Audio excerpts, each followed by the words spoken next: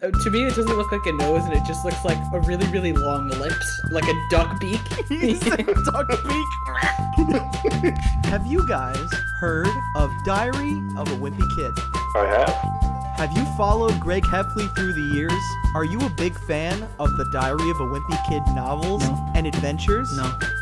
Nope. Not really. Well, what if I told you that a fan has made a continuation of the novels and is currently posting them to Reddit? I don't like that. Not a single word in that sentence Not provoked feeling. any good emotions in me. When I said Reddit, my bowels immediately evacuated themselves. It is formatted in the Diary of a Wimpy Kid novel format. Oh no. Oh my god. Yeah, I don't like this. I'm not ready for this. Don't spoil yourself now, okay? Okay, please, I can't allow this suffering. Just pull the trigger, Piglet, and let's get on with this. The year 2032, Friday. Well, I haven't written in this thing in years. I was getting home from work today and saw this thing lying under a stack of paperwork. I guess I used to like writing in it when I was a kid, so I figured I'd give it another try. Jesus, there's a lot of catching up to do. Where to start? Rowley's gone. No, not dead or anything, he just moved away. He lived in Boston for 7 years now, I think. I don't even remember anymore. Damn, I haven't spoken to him at all since I left. I still don't really want to talk about it. Am I happy? I'm not sure. Oh no. Sunday, Roderick, his older brother, still lives in Plainville, like me, but not Manny. He decided he was too good for us and went to New York in his 20s. Manny looks exactly like he did when he was a baby. Fucking dick nose. I mean, to me, it doesn't look like a nose. It just looks like a really, really long lips, like a duck beak. Duck beak. You think it just like when he eats, you think it just like expands open really wide? I don't think he has a jaw, so he just unhinges his mouth. What if instead of like it being like a jaw, he uses like fluids in his face to inflate and deflate his mouth, so he can deflate it and it hangs like a dick and balls on like the front of his face. Stop. What the hell is even that? Tuesday. Get to the hospital now. It's dead. The cancer's gotten worse. Jesus, why did you have to read it in a voice like that? Get to the hospital now. It's Dad. The cancer's gotten worse. Zooey mom. Okay, so can you imagine that you get this phone call about your parent? They're sick and in the hospital, and the first thing you do is to sit down and draw the situation in your journal before you leave. Everybody stop. I need to draw it in my journal. He took my dream journal. I did not. Wednesday. I guess I have to come clean. Dad was diagnosed with lung cancer over a year ago. He's like, I have to come clean. You know that last drawing in my previous journal page about my dad having cancer? Well, It wasn't a joke. I definitely have cancer. I definitely have breast cancer. There's 13 Diary of a Wimpy Kid books. Jesus. How many diaries does a kid have? Fuck, bro, just talk to a therapist like everyone else, idiot. Thursday. You're never going to believe who just showed up at the hospital. That piece of shit Manny. After almost a decade, this is when he decides to see Dad? Damn it. Roderick must have told him. Neither of them know Manny's here yet. Manny wants to go see him now. So I guess I have to let him. I just open it up, and all I see is just in old bold letters, just fuck. That's the only thing that my eyes were drawn to. Get the fuck out of here right now! And I'd like you to get the fuck out of here. Get out of here. Get out of here. Manny still looks like a deformed man-child. He opens up his lip flaps. Dad, I'm here to see you. It just sounds like two pieces of like steak slapping against each other as he speaks. Like, It's just... It's just really funny seeing the words "that piece of shit Manny" and then looking at how the character's drawn. It's like, yeah, look at that evil motherfucker. You can see it. You can see the 3 hairs in his eyes. Thursday. It didn't take Manny long to leave after that.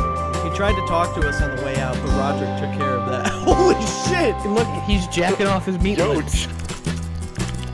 Don't worry, bro. I'll jack off your meat flaps real quick. so do you think it's worse for him if instead of getting punched in the face, he gets his flaps jerked off?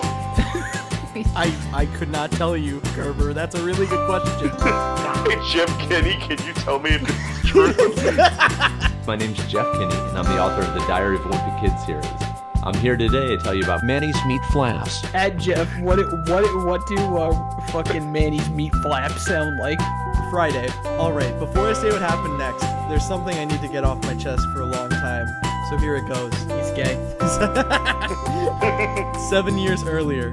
Why would you flash back in your own journal? Yeah, wait, why would you flash back in your own journal? Rowley and I were best friends. We had spent pretty much every day together since middle school. We went to college together and even moved in the same neighborhood afterwards. I was probably the happiest I've ever been in my life. But it only took one phone call for everything to change forever.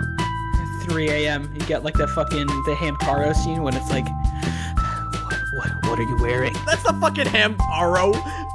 Yeah, I don't know what the fuck that is. Hamtaro. That's Hamtaro. I don't watch anime.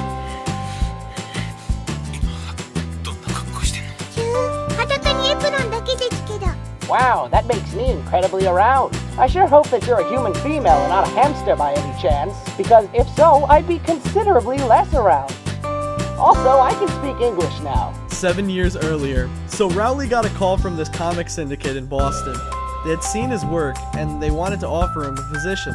The thing was, they only had room for one more cartoonist. So if Rowley wanted the job, he'd have to move to Boston within 2 weeks. Now, I wasn't in a particularly good mood already, because Funbrain Games had just denied my application. So when Rowley gave me the news that he'd be moving to Boston in 2 weeks, I was devastated. The day before he moved, I told him to meet me on the roof of our old middle school, for old time's sake. I had something I'd been waiting a long time to tell him, that I needed to say before he was gone. I love you. Yeah, I love you too, man. No, I'm serious. I don't know if I'm bi or what, but I love you.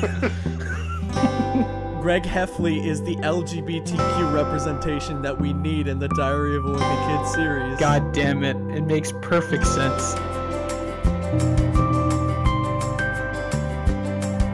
Thursday. It's been 1 week since I tried to get in contact with Rowley. He still hasn't responded. At this point, I've only got one option left.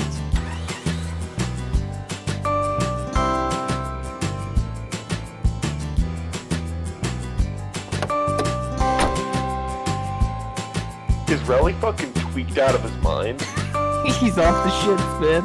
Yo, look at his eyes! Okay, so I think that this might just be the greatest page of this fanfic yet. I'm not gay, Greg. I'm not playing Fortnite with you, Greg.